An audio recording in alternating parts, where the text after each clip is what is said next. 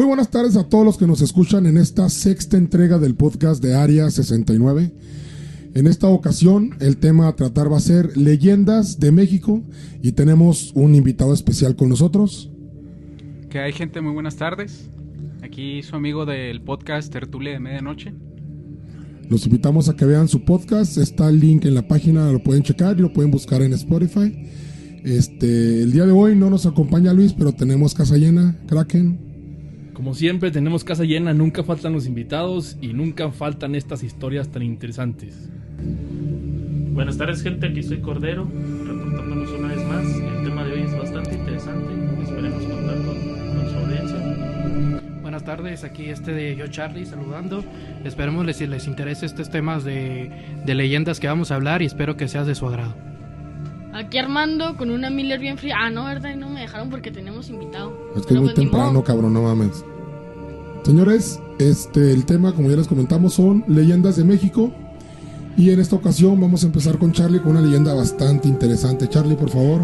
Muy bueno, mire, yo les voy a contar una leyenda muy interesante que no es del norte, es por ahí del sur. Es en de una ciudad que se llama Mérida. ¿Cómo se llama la ciudad? Mérida, Yucatán.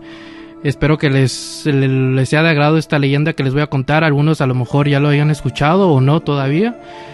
Esta leyenda se basa en prácticamente una hechicera, una bruja, no sé cómo podría llamarle.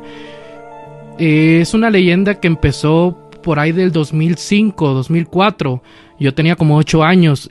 Empezó a sonar mucho sobre los estados de Yucatán, de los pueblos de Yucatán, que mucha gente al amanecer encontraba todos sus animales muertos, mordidos, destajados, y la gente pues se preguntaba qué era lo que pasaba.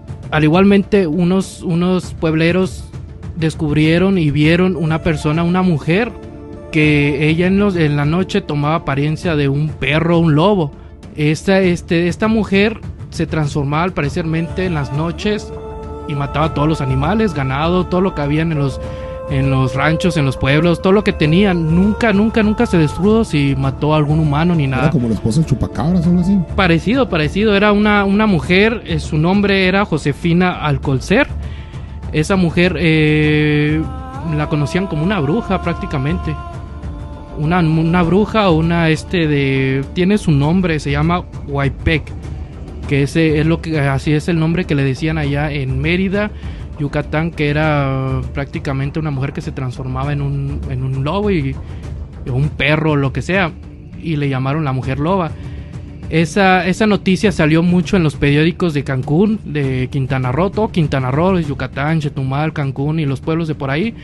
Salió en muchos periódicos como El Por Esto, El de Peso, y salió la noticia también en algunos canales como el Canal 11, que es canal de allí de Quintana Roo.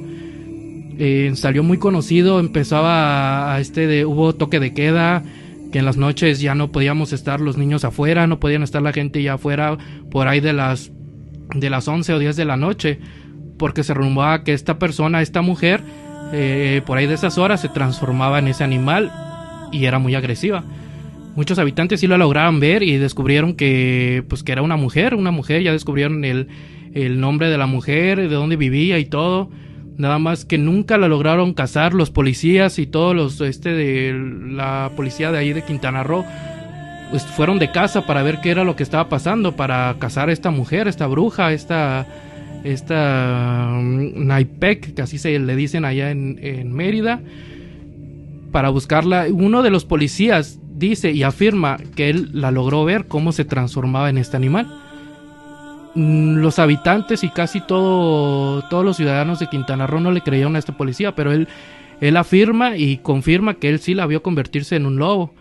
Después de ese suceso, de ese policía que él afirma que logró verla, descubierto cómo se transformaba en esta mujer, el caso se empezó a ir alejando, dejó de ser tan divulgada la historia, ya había menos animales muertos. Esta mujer, después de este caso, ya no se volvió a ver nunca hasta la fecha. Yo estoy investigando a ver qué había pasado con esta mujer, si la habían tenido presa, si la agarraron, la quemaron, como muchos, pues normalmente a las brujas se les quema cuando las descubren o las matan. Y no, prácticamente esta mujer desapareció y ya no se logró saber nada de esta mujer, que la leyenda normalmente se basó en la mujer loba, una mujer que se transformaba en un animal, un perro, una criatura, por medio de las noches para cazar, comer criaturas. Nunca se logró descubrir si mató gente o nada. Esto es muy interesante. No sé si alguna gente de los que nos están escuchando han escuchado de esta extraña mujer loba, que así se llama, que la leyenda es ahí en el sur, bueno, en Yucatán, Mérida, que es origen de Yucatán, Mérida, y normalmente la historia estuvo en todo Quintana Roo. Me gustaría que si alguien supiera de este comentario, si alguien supiera qué pasó con esta mujer, nos dijera en los comentarios. Los invitamos a que se suscriban al canal en YouTube. Ya saben la página www.aria69online.com. Ahí pueden dejar también sus comentarios o platicar en el chat. Si alguien sabe de esta leyenda, tiene información nueva o tiene información de qué fue lo que sucedió, pues les vamos a agradecer mucho que nos lo comenten. ¿Alguien quiere comentar algo al respecto? ¿Alguien había escuchado ya sobre esa leyenda? Yo tengo... bueno, yo soy crack. Yo tengo algo de conocimiento sobre eso. Más bien, en algunas entidades ya en partes del mundo se dice que esas criaturas se les llama cambiapieles. Muchas veces también en el folclore de muchas ciudades o países se cuenta que precisamente los cambiapieles son para... ¿cómo se le podría decir? Ocupar o hacer ¿cómo se dice? Absorber el alma de la persona que te está que lo estás viendo. Entonces, precisamente a lo mejor la entidad que tú dices, Shabak, o ¿cómo dijiste que se llamaba? Jacques Pequet. Puede ser una entidad que se dedicaba a eso. Whitepec. A absorber el alma de las personas que se encontraba, digamos, en la selva o en los bosques o donde desapareciera. Generalmente lo que viene a ser el folclore de la transformación de criatura o animal está muy jalado a lo que es el folclore americano. Generalmente los que tú mencionas son los skinwalkers o los caminantes de piel, los cuales vienen de los antiguos nativos americanos, que inclusive dentro de lo que es su comunidad tiende a ser un tema tabú, por lo mismo, porque les tienen miedo. Generalmente un skinwalker se puede transformar en lobo o en águila. Igualmente en lo que es el folclore de aquí de México, nosotros generamos lo que son los xepec, como dice nuestro amigo, y los nahuales. Y pues va un poquito encaminado a las leyendas que les quiero comentar, sirve como si hasta cierto punto de introducción, pero según los folclores, las personas que tienden a obtener este tipo de habilidades lo hacen vía poderes que van encaminados a la oscuridad, siendo en el lado mesoamericano, o sea, de nuestras culturas, por nacimiento. En la antigüedad, como decían ahí las culturas aztecas, las culturas mayas, siempre se creía mucho en el poder del calendario, y dependiendo en los días que tú nacías, era el favor de los dioses que te estaban iluminando durante toda tu vida. Y había un día en específico, el cual no recuerdo ni sé cuál es, en el que los que nacían en ese día iban a servir a los dioses oscuros. Entonces dicen que esos eran los que se convertían en nahuales, o los que tenían más propensidad a convertirse en nahuales. Algunos otros días estaban encaminados a personas que podían leer el futuro, que podían curar, cosas así, pero en general siempre va más encaminado a lo que es América.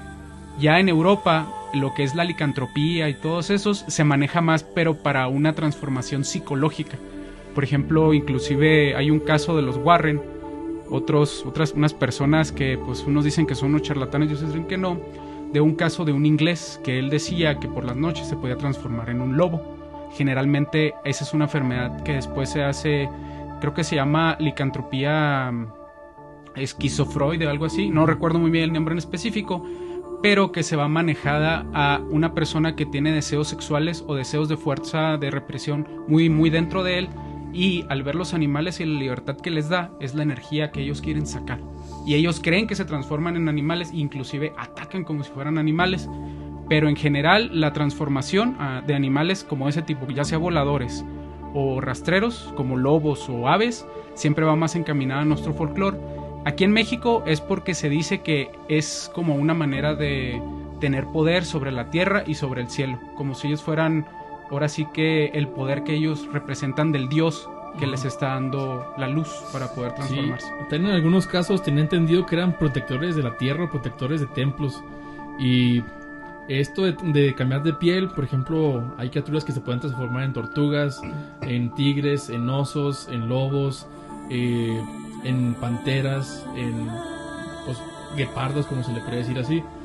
Todas estas personas que tú dices, también aquí en Latinoamérica se les conoce por proteger templos, en dicho modo, porque eran protectores de la tierra en aquel entonces. Fíjate que es bien curioso cómo, como comenta Christopher, en América, vaya, en el continente americano, este tipo de cuestiones que vienen de muchísimos años atrás, de siglos atrás, a pesar de que no se cruzaban, porque en México, más específicamente lo que viene siendo ya desde el estado de Chihuahua, quizás hasta Guadalajara, este tipo de leyendas no tienen un peso tan fuerte. Pero si te vas más hacia el sur, lo que es Chiapas, Oaxaca, incluso Yucatán, Quintana Roo, o hacia el norte, lo que correspondía a las tierras que en aquel entonces eran México, Nuevo México, California, muy diferentes las culturas, pero siempre coincidían en algo, y que era que dentro de sus tribus existía alguien que en algún momento de su vida era propenso a ser poseído por este dios o por esta entidad, y específicamente era para proteger. Siempre era la razón por la cual se manifestaba. O sea, realmente no era un poder que podía ser controlado para hacer el mal, como en este caso lo comenta Charlie, que en este caso escuchamos la leyenda de alguien que hace el mal, a lo mejor por diversión o porque tiene algún ciclo de alimentación de X cantidad de años, cumple su ciclo y vuelve a dormir o a descansar. Normalmente era para proteger. Estos relatos cobraron mucha fuerza en el norte del país, sobre todo cuando los ingleses empezaron a conquistar América y empezaron a amanecer los regimientos con 10 o 15 soldados muertos, con señas de que habían sido asesinados por algún lobo, por algún animal, por las garras de un águila, por las garras de un coyote. Y tomaron mucha fuerza porque los relatos ya eran viejos, ya eran conocidos y se les advertía de alguna manera. La otra vez comentamos el hecho de cómo fue que doblegaron esas habilidades que tenían tan cabronas de manejar el arco y el arte de la guerra los apaches. En este caso, cuando logran darle más seguimiento, descubren que fue una manera de infundir terror. O sea, realmente no posesionaba ningún espíritu, ni ningún ente maligno, ni benigno, ni mucho menos. Simplemente que como ellos dentro de tanto tiempo que habían cazado, incluso para poder pasar de ser niños a ser adultos, tenían que ir a cazar cierto animal dependiendo de la tribu, ya que las tribus se regían por cierto dios, y coleccionaban siempre lo que eran las garras, lo que eran los colmillos o lo que era el pico del ave, en el caso de que fuera el ave, y se hacían armas que ellos traían como decorativas. Entonces, cuando quisieron infundir terror entre los ejércitos de los ingleses que estaban empezando a tomar terreno, sobre todo en el norte del país, ahí disculparán que no mencione tanto el sur, pero pues yo soy del norte y conozco más la cultura norteamericana. Lo hacían con intención de que pareciera que había sido asesinado por un animal en la oscuridad, en medio de la nada, y que nadie lo había visto, y se empezaba a esparcir más que nada el miedo y el temor. Cuando logran descubrir quiénes lo hacían y cómo lo hacían, pues se pierde el miedo, y es por eso que poco a poco fueron recluyendo a estas tribus.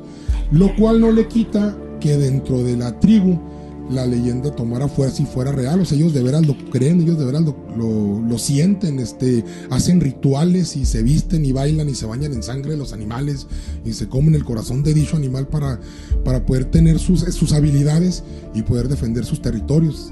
En aquellos años, ahorita pues sabemos que ya tienen casinos, se dedican a otras cosas.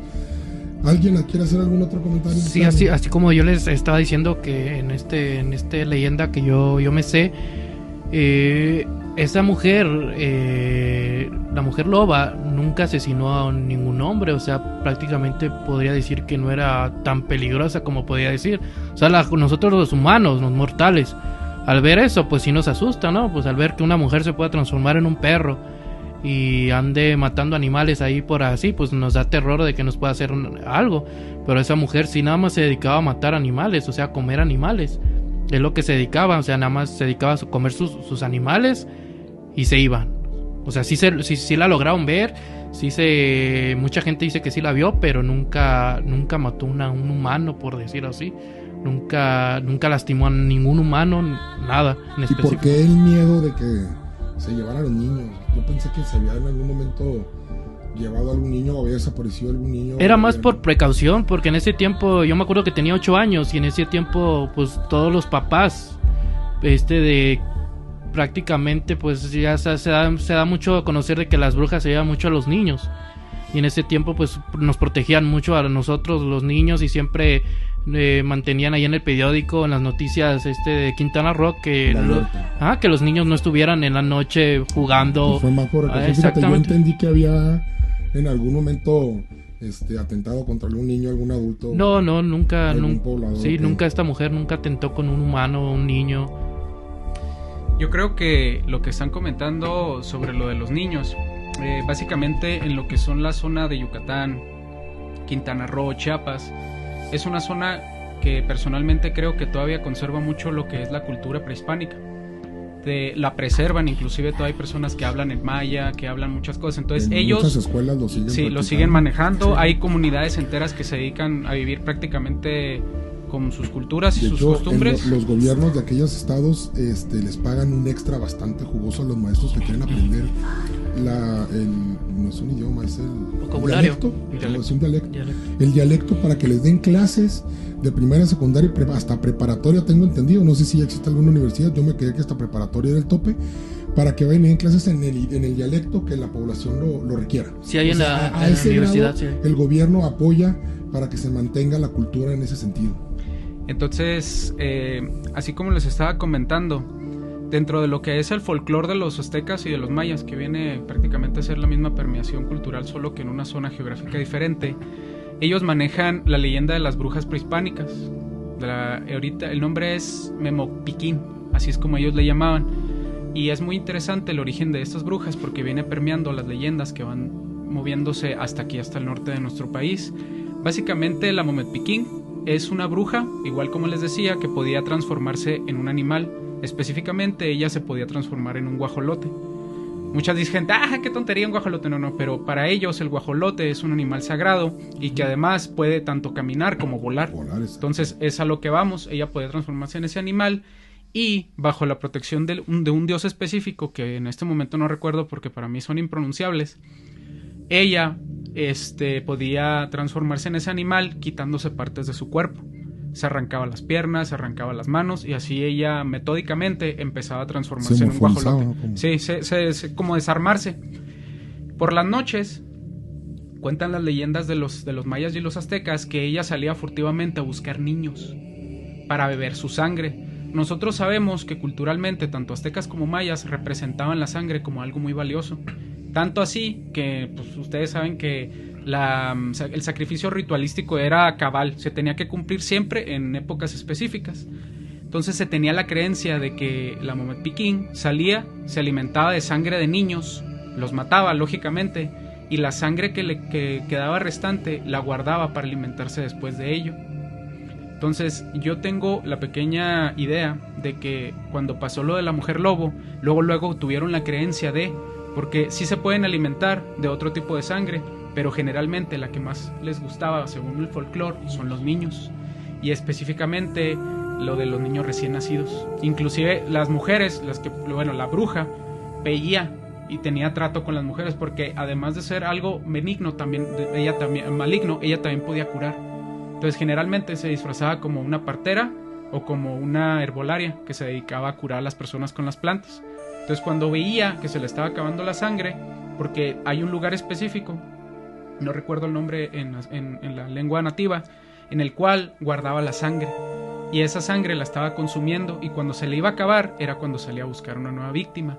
Entonces dentro de sus clientes o las personas que ayudaba se fijaba las embarazadas, y ya ella elegía una, iba por el niño, se alimentaba y lo guardaba durante mucho tiempo. Además hay algo muy interesante. Para saber si Memocpiquín salía a cazar niños, siempre dicen que antes de que pudiera volar, salía una bola de fuego en los cerros. Y eso, pues más adelante les voy a contar cómo fue permeando hasta lo que es el norte de aquí de Chihuahua. Sí, pues de hecho lo que tú mencionas de eso de que Memocpiquín se cambiaba la piel para, por ejemplo, proteger y también para beber la sangre fresca de los niños, o sea, sangre joven que pues es virgen en su momento, ¿no? Todo esto pues es costumbre y tradición de todos los rituales, como ya es bien sabido.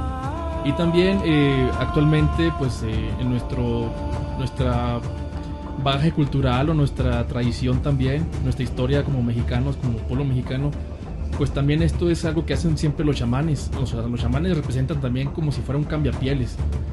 Y por lo mismo esos rituales que ellos hacen pues también es como para venerar a ese tipo de entidades.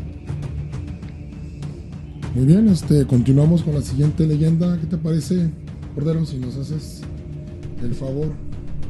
Sí, claro, también tengo aquí una leyenda que me habían contado hace ya tiempo. La verdad sí se me hace un poco interesante y se las voy a relatar. Se llama La Cueva del Tiempo. El norte de Puebla, en un poblado llamado Tezuitlán, alrededor del año 1800. Esta historia se le pasó a un joven, es como la cuentan, me la contaba mi abuelo. A un joven llamado Silverio, un día desesperado por salir de la pobreza en la que él vivía, escuchó hablar de una gruta, que supuestamente en esa gruta había un gran tesoro. Mucha gente la conocía como la Cueva del Tiempo. Estaba ubicada en una serranía, en la sierra del pueblo. Nadie se atrevía a entrar ahí porque decían que en varios túneles que había por ahí habían ocurrido cosas, había habido asesinatos, robos, violaciones. Sin embargo, esta persona por su desesperación decidió ir a investigar, a ver qué se podía encontrar ahí. Sin avisarle a nadie, preparó sus cosas, maleta, agua, comida, un poco para ir a introducirse a esa cueva. Iba muy confiado, hasta se introdujo en la cueva, hasta que llegó la noche.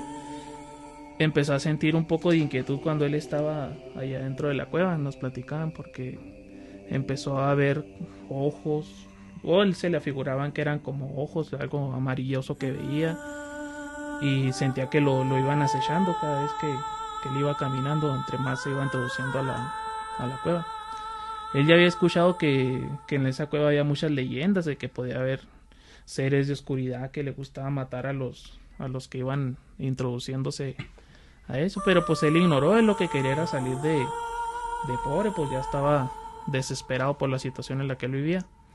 Entonces siguió adelante, siguió caminando y se le hacía eterno el camino, no terminaba el descenso por el donde él iba.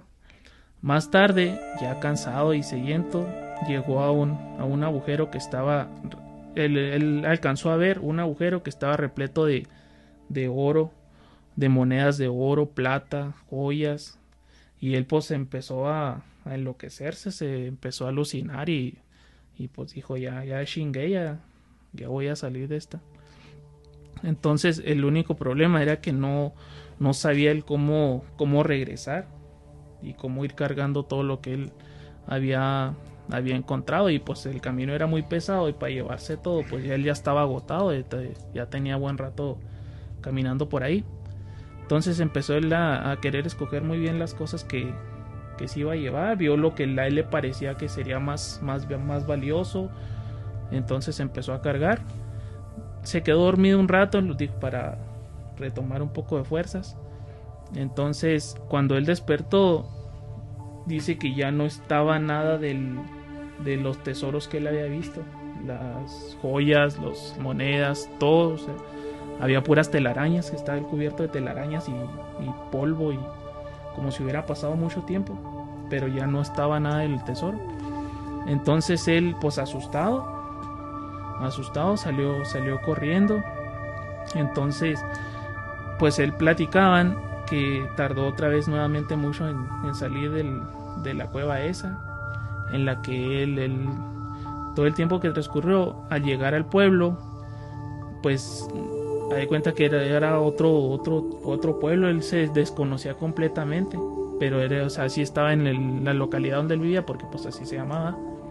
Pero cuando él llegó al pueblo, ya sus padres estaban muertos, sus hermanos ya habían fallecido. O sea, como que hubo un lapso de tiempo ahí, o sea, brinco en el tiempo un poco muy grande, que cuando él ya salió ya da cuenta que ya sus familiares no estaban, o sea, ya toda la gente estaba viejita. Y esta historia la cuenta un viejito que él alcanzó a reconocer que era un niño cuando él entró a la cueva. Y él ya era un anciano cuando él salió de la cueva. Ya era un anciano y es el que cuenta la historia esta. Fue alrededor de 1800. Es en ese relato que comprende, que cuenta la... Y ahí pues pues son leyendas, pero sí está un poco pues muy confuso, o sea, cómo fue ese brinco en el tiempo o qué fue lo que pasó ahí. Sí, sería algo muy muy interesante y varias gentes platican esa historia de ese suceso que le pasó a Silverio. Sí, de hecho, sí me tocó que en alguna ocasión que estaba visitando la ciudad, no lo cuentan ellos tanto como una leyenda, sino lo cuentan como un hecho que sí pasó, como algo que realmente pasó. El hecho de que le llamen leyenda ya te marca la pauta de que sí o sí, no hay forma de comprobarlo, es algún rato tan viejo que... Pero en Puebla muchas personas lo consideran como algo que realmente sí sucedió. Bueno, pues así como les comentaba, yo les voy a contar lo que son las leyendas de las brujas de Naica. Y pues antes de empezar, pues me gustaría remarcar lo que es el concepto de leyenda. Básicamente lo que es una leyenda es una historia que pudo haber sucedido y que con el tiempo se va enganalando con folclore o con misticismo del mismo lugar donde se cuenta. Se puede ir transformando ya que es de manera oral y a nuestros tiempos pues puede llegar de una manera totalmente diferente un hecho que fue histórico a un hecho que se convirtió en una leyenda. ¿Por qué les digo esto? Porque Naica es un pueblo muy cercano de aquí de Parral, está en el municipio de Saucillo, creo, que está aproximadamente a 2 horas de aquí de Parral. Básicamente es un pueblo que no tiene mucho haber sido fundado, por así decirlo. No tengo el dato exacto, pero sí sé que no es muy nuevo, que no es muy viejo. Y que además Naica significa lugar sombreado o lugar sombrío, que es como los nativos de aquí de la zona de Chihuahua le llamaron a ese lugar. Lo interesante de aquí de la historia de Naica, aparte de ser algo muy cercano de aquí de Parral, algunas personas le llaman la capital de la brujería o la capital de las brujas mundial, que dicen que la concentración de brujería en ese lugar es muy alta. ¿Por qué les menciono esto y por qué les mencioné lo de la leyenda? Porque todo lo que yo les voy a contar se los pueden tomar ustedes a discreción y ustedes pueden tomar básicamente su propio criterio, sobre todo si ustedes son de Naica. Básicamente la historia dice que en la zona de Naica, en las noches hay una especie de toque de queda, lo cual a mí no me consta, nomás me han contado. A las 10:30 de la noche, todos los días en Naica, suena las campanas de la iglesia, absolutamente todos. A las 10:30 todas las personas empiezan a retirarse. En Naica hay una mina. Esa mina toda la vida dio lo que es plomo y plata. ¿Por qué voy a cuento esto? Porque cuentan las historias que de las minas empiezan a salir bolas de fuego. Como habíamos comentado de lo que decían de las brujas prehispánicas de Pisquín, es idéntico. La forma de actuar y la forma de cómo se mueven. Dicen que a eso de las 10:30 es cuando empiezan a salir bolas de fuego de las minas. Y luego los visitantes, luego las personas que viven ahí empiezan a resguardarse. ¿Por qué? Porque dicen que las mujeres tienden a desaparecer, y ni se diga los niños. Hay una historia muy sonada de la zona de Naica que habla de una mujer que se llama Montserrat. Dicen que ella era trabajadora de una panadería. Todos los días salía alrededor de las 7:30 y se dirigía a su casa. Pero pues por azares del destino, ese día decidió ir al lago que está cerca de la ciudad de Naica, y empezó a ver la luna, empezó a bobear, y en una de esas que escucha que empiezan a sonar las campanas, y era imposible que ella pudiera regresar a tiempo a su casa a resguardarse. Nunca más la volvieron a ver. Cuando desaparece, ella tenía aproximadamente entre 15 y 17 años. Tiempo después, un familiar anda caminando antes de que sea la hora del toque de queda en la noche, y en el mismo lugar donde ella desapareció se la encontró, pero según las leyendas cuentan que ella no era la misma joven dulce que decían que era, que tenía otro aspecto y que tenía un aura muy diferente, y que desapareció al chistar, como cuando tú parpadeas y algo ya no está, así básicamente. La leyenda tiene un toque muy interesante, porque dicen, bueno, pues qué raro, ¿no? Que las brujas salgan de la mina. ¿Qué tiene de especial la mina? Pues al fin y al cabo la mina solo es plomo y plata. Naika tiene un toque muy particular que inclusive hasta National Geographic vino a ver lo que eran los... en el 2000, unos trabajadores de la misma mina descubren unas bóvedas gigantes donde hay cristales de selenita. Pero el tamaño de los cristales de selenita es increíblemente inmenso para esos cristales. Es, yo creo que la única mina que tiene esta característica especial, y es donde muchas personas de ahí del mismo pueblo dicen que les parece interesante, ya que siempre se dijo que las brujas salían de la mina. Entonces hay otro dato extraño que dicen que el cristal de selenita, por eso se le da su nombre, que dicen que la selenita viene del nombre de la diosa de la luna Selene, que porque tiene cierta energía con la luna, que ese tipo de cristales, ya ven que muchos curanderos utilizan cristales que los recargan con las lunas, y dicen que la selenita es como que especialmente reactiva a la luz de la luna. No me consta, no lo sé, pero es lo que dicen. Y habiendo unos cristales tan grandes, parece ser que tiene algo de conexión con lo que son las brujas. Sí. De hecho, eso que mencionas tú, los cristales de selenita se les conoce también como cristales de cuarzo.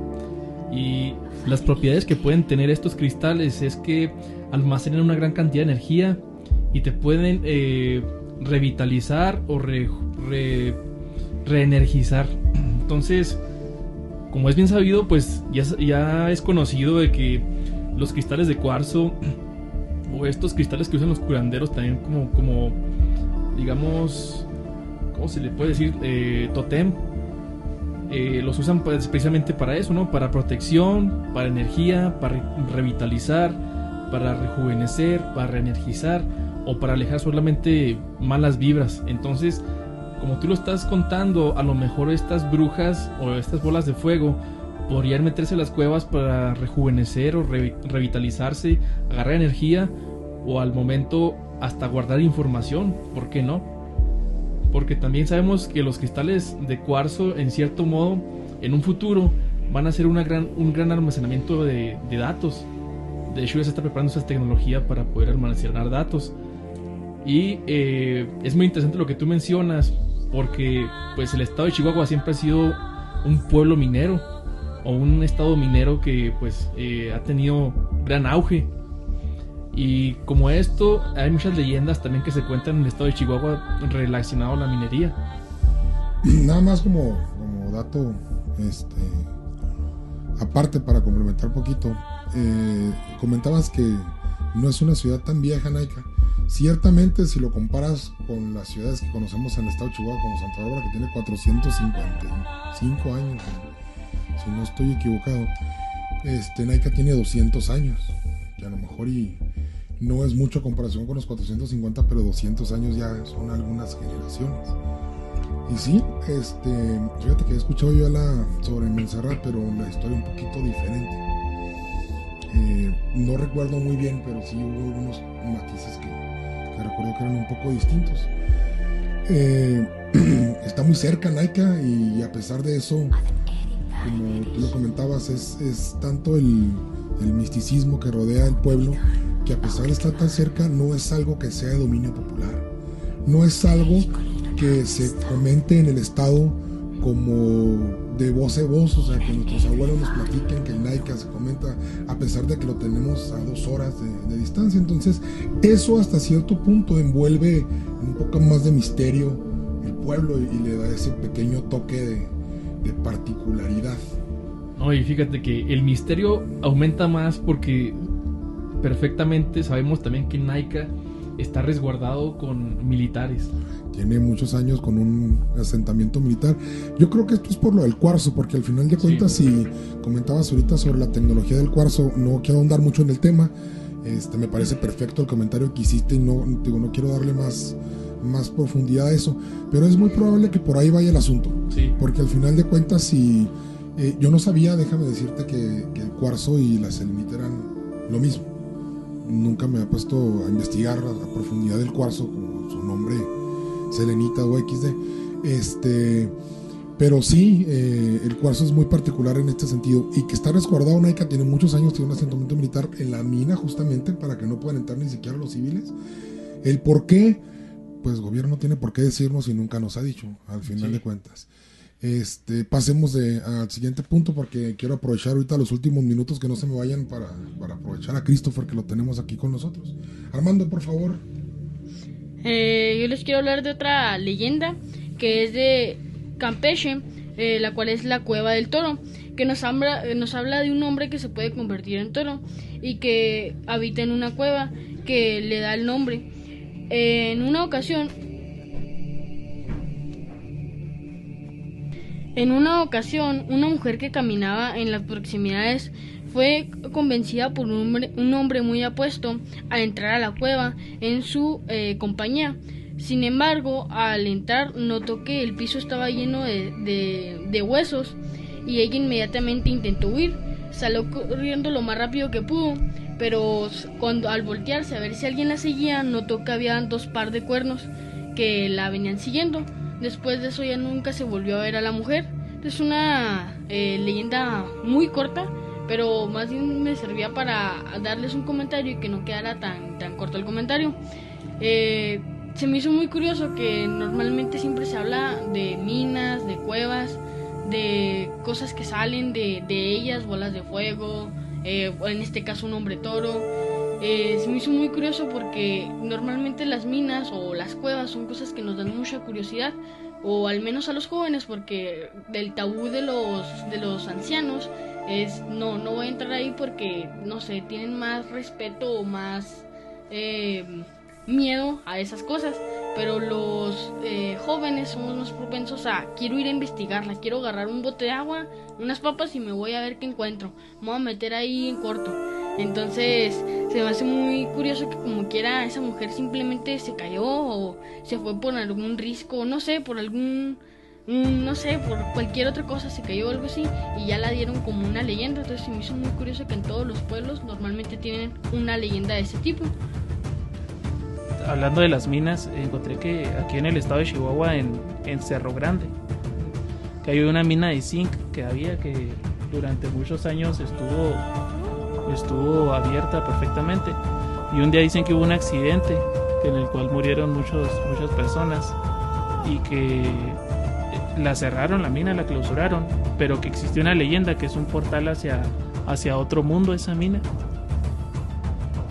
Fíjate que es ahorita que comentas, vaya, nomás para darle poquita más seriedad al punto. Muchas leyendas, muchas historias que se forman en el folclore mexicano, bueno, del mundo incluso, podemos abarcar todo el mundo, generalmente son para justificar hechos inexplicables. Desapariciones de niños, desapariciones de jóvenes, incluso de adultos. Y muchas veces, como comentaba Christopher en un inicio, empezamos con platicar que en cierto sendero, en cierto lago, en cierta mina, en cierta cueva desaparecieron 2, 3 personas. Les encuentran una similitud y conforme van pasando los años, cada quien le va agregando tantito de su cosecha hasta que la leyenda se convierte en algo ya majestuoso, místico. No quiero decir que todas estén basadas en alguna mentira o para tratar de justificar algo, pero sí la gran mayoría, déjame decirte que por eso tienen este tipo de peculiaridad, que son en lugares muy remotos, en lugares peligrosos, en lugares escabrosos. Pero sí, al final de cuentas, como ya lo comentaba en su definición muy acertada de Christopher, una leyenda está compuesta de un hecho que pudo o no ser verdad, que se va ensalzando, más coloquialmente dicho, con el paso del tiempo. Normalmente cuando lo quieres mezclar tú con algo maligno, pues tiene que haber cuernos de por medio y ya se vuelve los 2 pares de cuernos. Déjame decirte que en la cultura satánica es un simbolismo muy, muy fuerte. O sea, al final de cuentas, no sé si sabían o no, los demonios no tienen un par de cuernos como tal. El par de cuernos está dado para castigo a las bestias. Por eso tienen un par de cuernos y es un castigo. El privilegio son tener 2 pares de cuernos. Ahí es donde entra la parte demoníaca, vaya, por decirlo de alguna manera en este sentido. Esa leyenda que comentas tú está bastante corta, un poquito, a lo mejor escueta porque es algo muy, un hecho a lo mejor no tan relevante, a lo mejor no cobró tantas vidas como para que le dieran tanta importancia. Kraken, si nos haces favor de adelantarnos un poquito de tu leyenda. Ok, bueno, pues la leyenda que yo traigo es de Nazareno Durango. Se llama El Hombre Sin Cabeza y se refiere a un trabajador del sistema ferroviario que en la época de los 50 el episodio pasó en las vías férreas que pasan por el poblado de Nazareno Durango. En ese tiempo el ferrocarrilero vivía en un cargo de vagón del ferrocarril. En dicho lugar su trabajo consistía en hacer los cambios de vía del ferrocarril y se cuenta que un día asistió a una boda. Como tenemos conocimiento, las bodas en Durango en aquellos años se acostumbraba pues a hacer un gran banquete y pasar días en la fiesta. Tú podías casarte ese día y a los 3 días amanecer todavía ahí festejando y a todo lo que da. Entonces este memorable ferrocarrilero desde el mediodía empezó a beber sus aguas espirituosas. Así bien borracho se fue a cumplir con su trabajo e hizo el cambio de vía y se recostó pensando que pues no iba a pasar nada. Dijo, pues de aquí descanso un ratito, ¿verdad? ¿Qué puede pasar? Entonces el vato se acuesta y ahí se queda descansando a gusto. Y él dijo, pues después despierto y hago el cambio de la vía, ¿qué puede pasar? Y como se quedó dormido, no escuchó el tren que venía ni hizo el cambio. Y pues el tren pasó y lo decapitó. Entonces pasó su hora y pues nadie lo vio hasta el día siguiente. La gente pues siguió en su fiesta todo lo que da. La gente pues ya alcoholizada y todo, pues no le dio mucha importancia al caso. A los días siguientes, a la mediodía, la gente se enteró de lo sucedido y el comisionado ejidal avisó a las autoridades de Lerdo que para que se llevaran el cuerpo decapitado del desafortunado ferrocarrilero. Entonces tampoco no tenía familiares, no sabía nada de ese ferrocarrilero y el fantasma del ferrocarrilero se aparece caminando por la vía y esta alma en pena se aparece ya muy noche. Casi siempre sabemos que pues, los espíritus o estos entes se aparecen en la madrugada y dicen que es aterrador porque es el puro cuerpo sin cabeza que camina y trae su cabeza colgando del lado derecho con su mano derecha.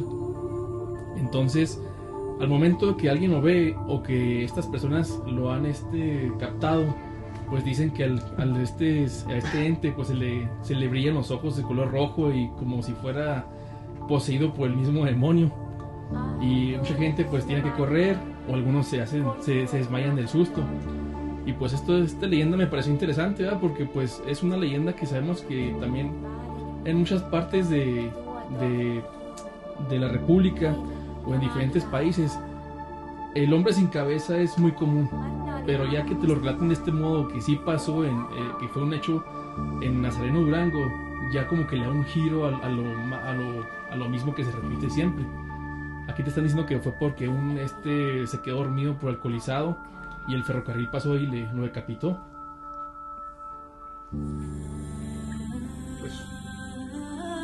Aquí nosotros de personajes decapitados tenemos uno y es muy famoso. La leyenda se le llama o se le conoce como la sotana y el rosario, que es la leyenda. Pues nosotros sabemos que aquí Miguel Hidalgo fue decapitado. Cuando se les captura se los traen y aquí les cortan la cabeza y a modo de escarmiento los españoles empiezan a llevarlas en diferentes puntos de lo que es México.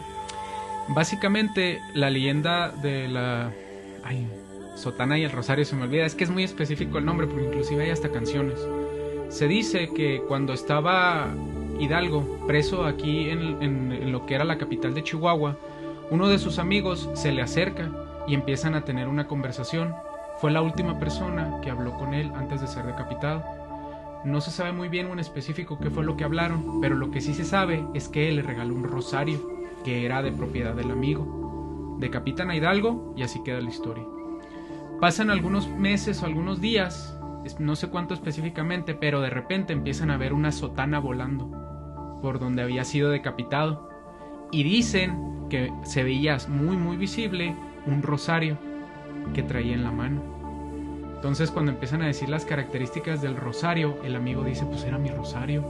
y de ahí viene la leyenda de la sotana y el rosario, que dicen que es Hidalgo que pena alrededor de donde fue decapitado. Y fíjate que aquí en el estado hay leyendas muy muy interesantes y casi todas también se relacionan con estos personajes de la revolución, de la independencia mexicana.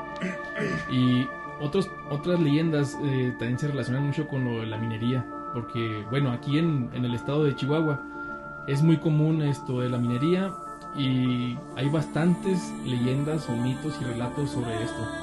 Y uno de esos relatos es el Gorra de Hule, una leyenda parralense muy famosa y pues digamos que también se relaciona con la minería.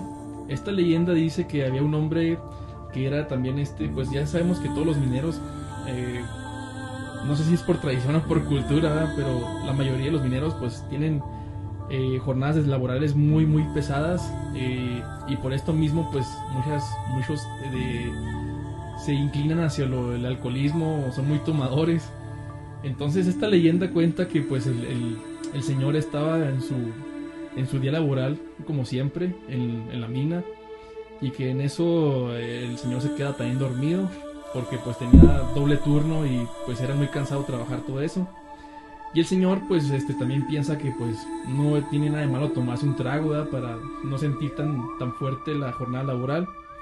El tipo pues se va y se toma unos cuantos tragos y lamentablemente dejó la farolilla prendida, y la farolilla pues hizo explosión y terminó con todos sus compañeros laborales. Cuando pasa eso en el interior de la mina, que mata a todos sus compañeros, pues este tipo también se da cuenta, pero también él ya había muerto en el instante.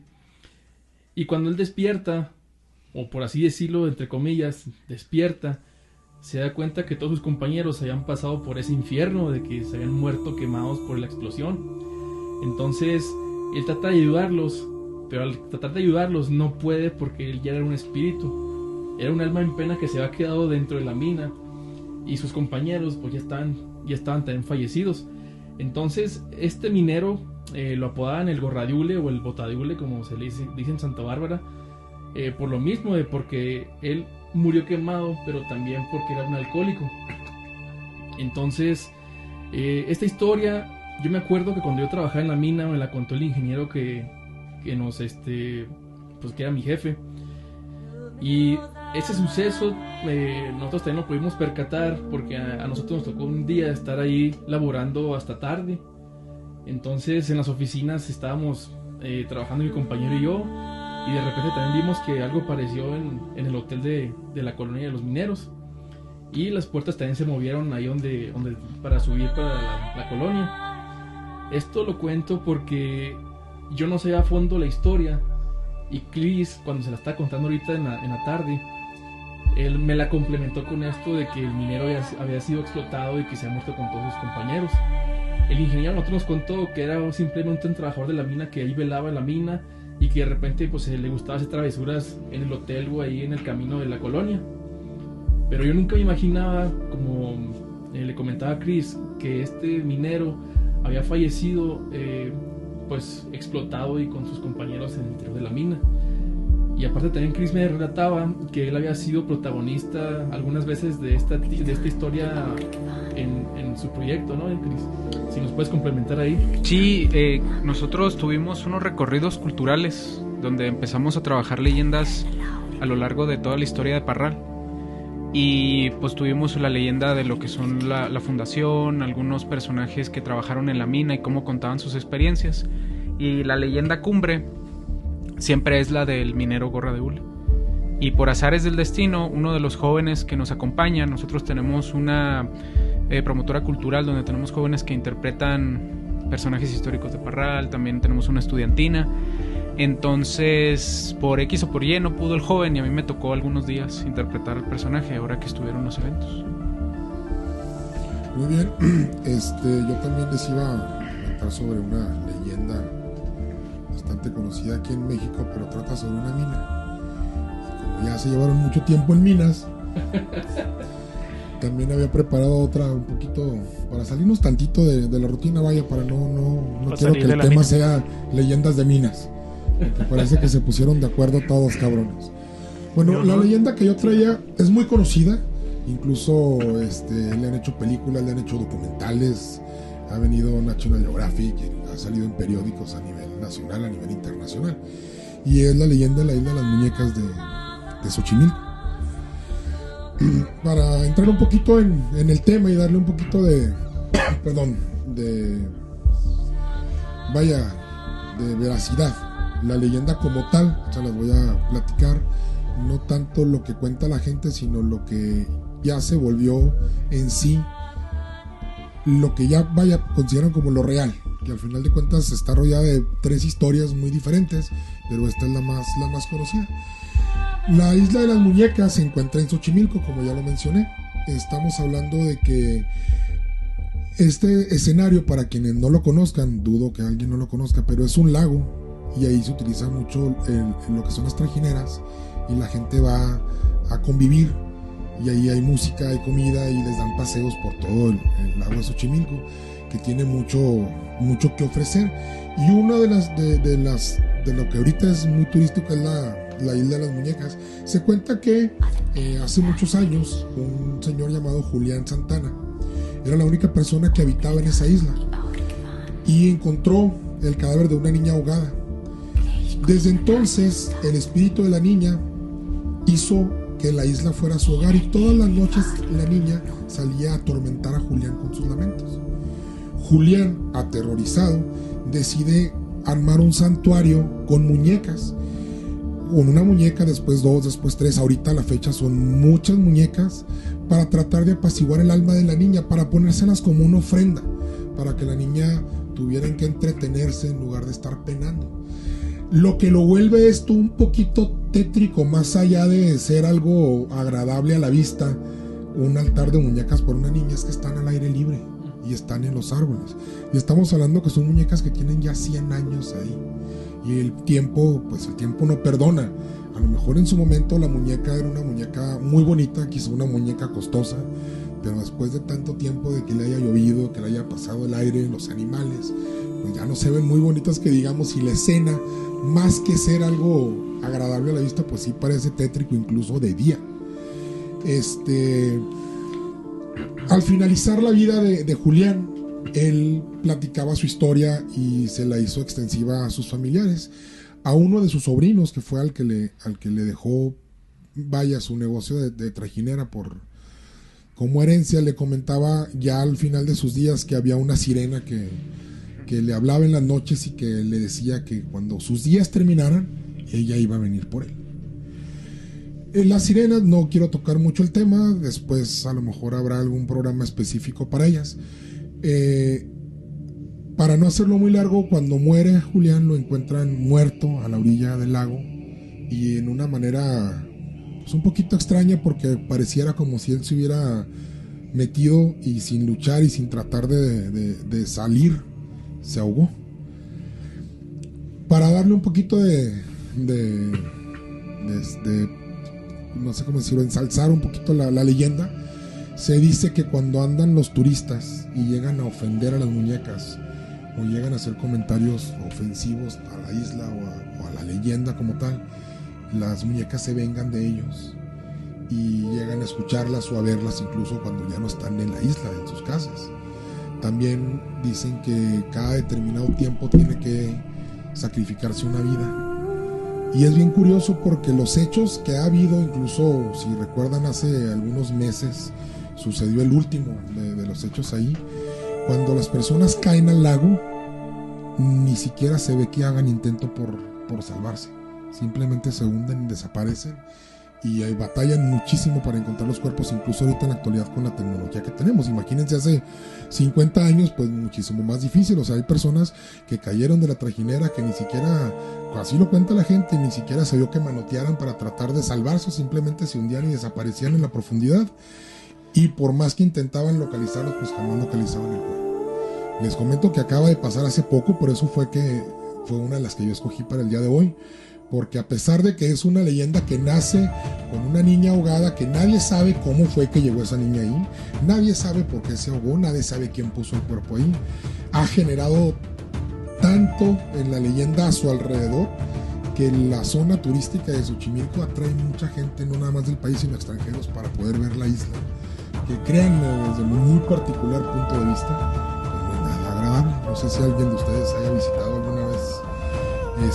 Por cultura, vale la pena verlo, pero sí, definitivamente no es una imagen que quieren llevarse a dormir.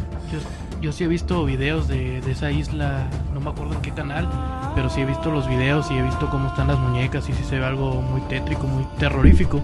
Tengo entendido que de noche no llevan turismo para la isla, porque si, insisto, de día se ve feo, de noche se debe ver espantoso. La gente de ahí, los que cuidan hasta el general, los veladores, comentan que es muy común que en las noches se escuchen las risitas y los pasos de niños. Les agrego también la sazoncita de este detalle, porque ya incluso se le da a la misma leyenda, se le agrega que las muñecas a veces cobran movimiento o hacen sonidos. Gente comenta que cuando va pasando ve que las muñecas giran la cabeza para voltearlas a ver, o ven movimientos de cosas pequeñas así corren entre los árboles. Es muy interesante y tiene muchos años esta leyenda. Cuando uno platica con la gente de la zona, lo platican con tal seriedad, y a veces yo lo platiqué con una señora que preparaba comida ella en una trajinera, y nos estaba platicando la hija, y la señora la interrumpió para contarnos ya más formalidad, por así decirlo, y se le notaba el miedo. No sé si me explico, no sé si han visto cuando alguien les cuenta algo que tiene que ver con terror, que en los ojos le ves tú que te lo está diciendo con cierto miedo. Incluso ella decía que después de las 6 de la tarde mucha gente ya no estaba en esa zona de la isla, porque pues al calor de las copas, los jóvenes, como comentaba ahorita Armando, pues somos muy dados a que no vas, a que no te metes, a que no nadas hasta la isla, y en ese hecho han pasado algunos percances que todavía le dan más sabor a la historia, dándonos que cada determinado tiempo tiene que sacrificar su vida o perder la vida de alguien en la zona para que estén las almas de las muñecas. Hazme el chingado favor, tranquilas.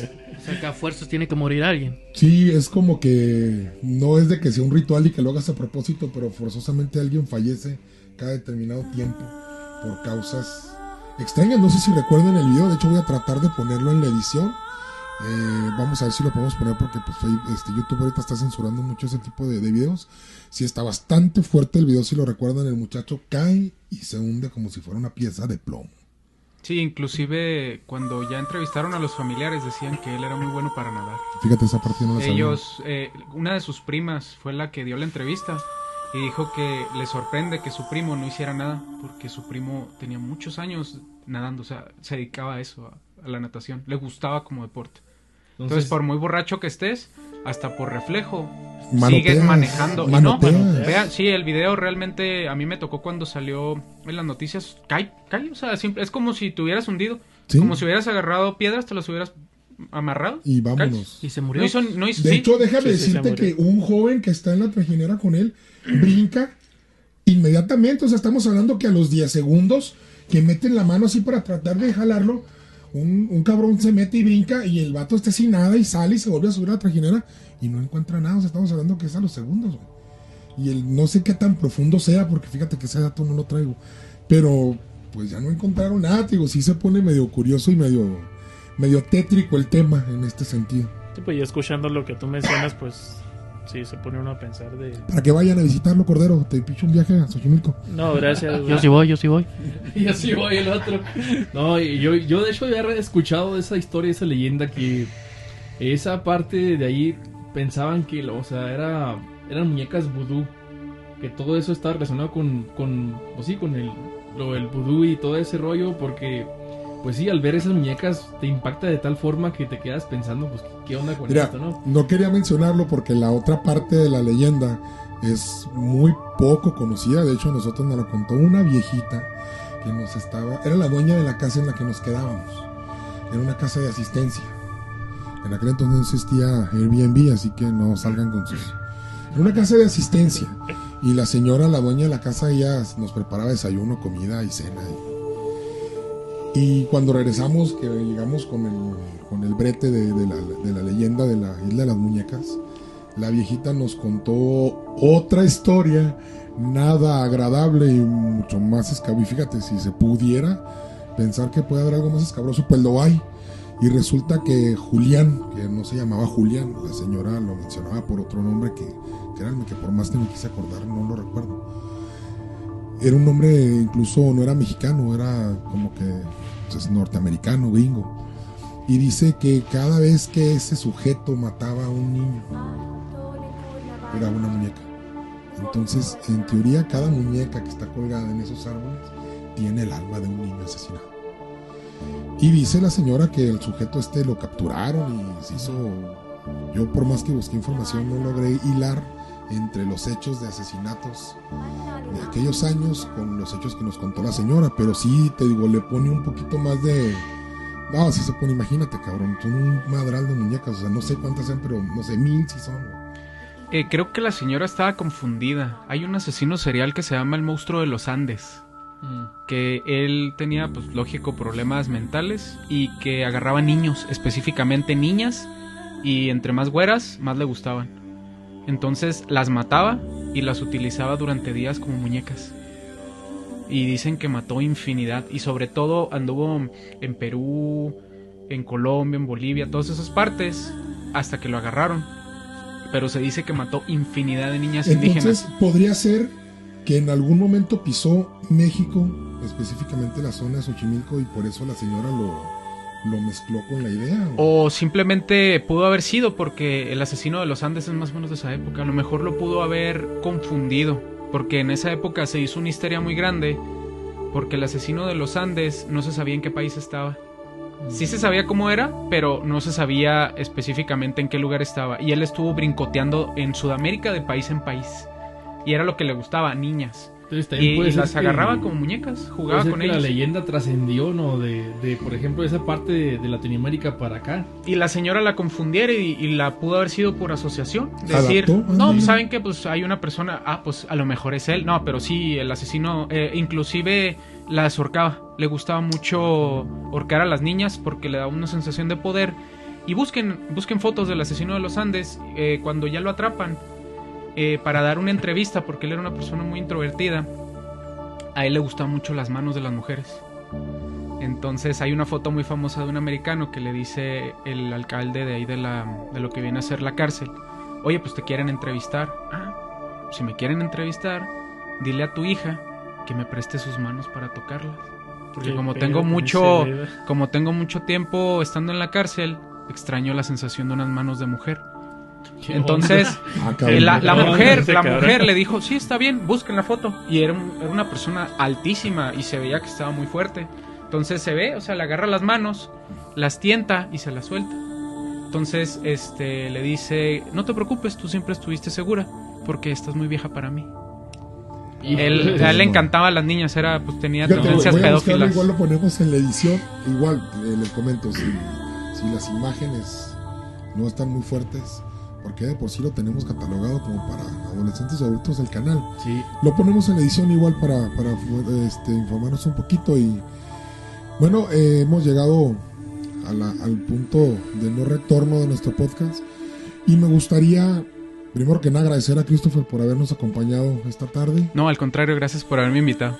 Y antes de terminarlo, si me permiten, me gustaría... Estoy viendo y estoy dándome cuenta de que tienes un conocimiento un poquito más específico sobre brujas. De todos los temas, me gustan de todo. Nada más que escogí la de las brujas específicamente por lo de Nike. Para asociación de cómo permea es que normalmente la bruja se mete al conocimiento de lo que viene a ser lo anglosajón, que tienen calderos, que vuelan con escobas. Exacto. Pero nuestras brujas son como las que mencionamos de Nemea King, que son brujas que se quitan la piel, que buscan sangre de niños, sangre así. Y por eso dije, bueno, voy a agarrar ese tema para hacer como una especie de hilo de cómo desde la época prehispánica van permeándose por todo México hasta el norte, que estamos lejísimos de las zonas que son Yucatán, donde son Chiapas, de donde se supone que nacen esas leyendas. Por eso escogí el tema. Me parece... No, de hecho sí, se ve que sabes bastante sobre el tema. Pues te agradecemos mucho que nos hayas acompañado, de veras que fue un placer tenerte con nosotros. nosotros damos por terminado, nos despedimos y pues dejamos la invitación abierta para que nos vuelvas a acompañar con algún tema que sea de tu elección. Esta ocasión les comento que el tema, Christopher nos acompañó, pero el tema ya estaba marcado, entonces se tuvo que ajustar a nuestro tema. Y la siguiente invitación te la dejo abierta para que tú nos marques el tema y Sí, que les cojo un tema para que con gusto nos explique volvemos más a juntar. a su manera. Estaría padre. Sería muy interesante. Y yo también hago la invitación a toda la audiencia que nos está escuchando que visiten la página de Chris. Es Tertulia de Medianoche. Lo pueden escuchar en Spotify y en su canal de YouTube, Tertulia de Medianoche. Sí, para todos los amantes de los audiolibros. Yo específicamente hago audiolibros basados en lo que son autores de terror. Ahorita estoy manejando mucho Lovecraft porque es de mis autores favoritos. Tengo Edgar Allan Poe. Y próximamente también va a estar Clark Ashton Smith, que es un gran escritor del círculo de Lovecraft.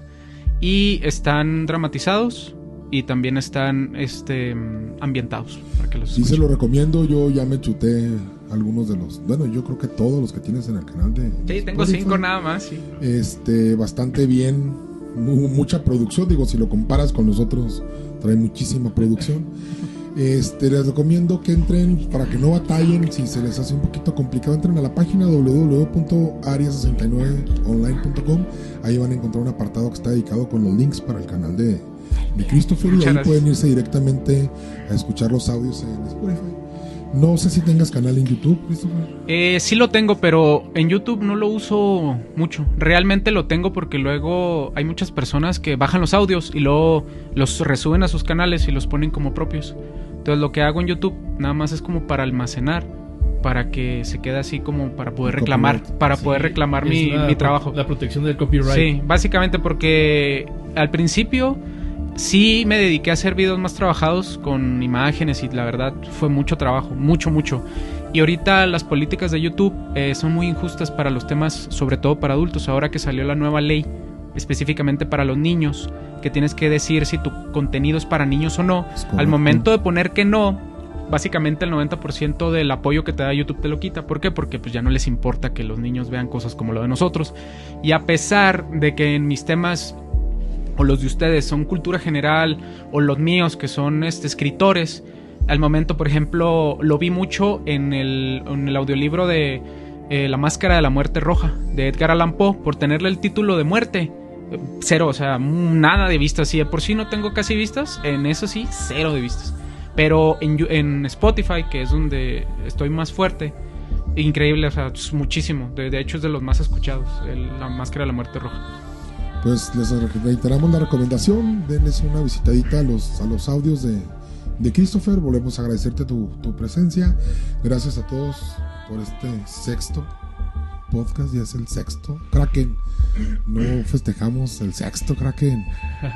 No, tal vez la próxima semana nos toque festejar porque es el Bueno, séptimo. chingamos el quinto y nadie dijo que no hay quinto malo, cabrón. Ese chiste no lo quemaron. Pero bueno. No podía faltar. Muchísimas gracias, gente, por acompañarnos. Les reiteramos que nos visiten en Facebook. Tenemos el canal de YouTube. Denle a suscribir, denle like, comenten, déjenos sus comentarios, mándenos sus correos, méntenos la madre, entren al chat de la página. Por favor, no queremos que nos cierren el canal.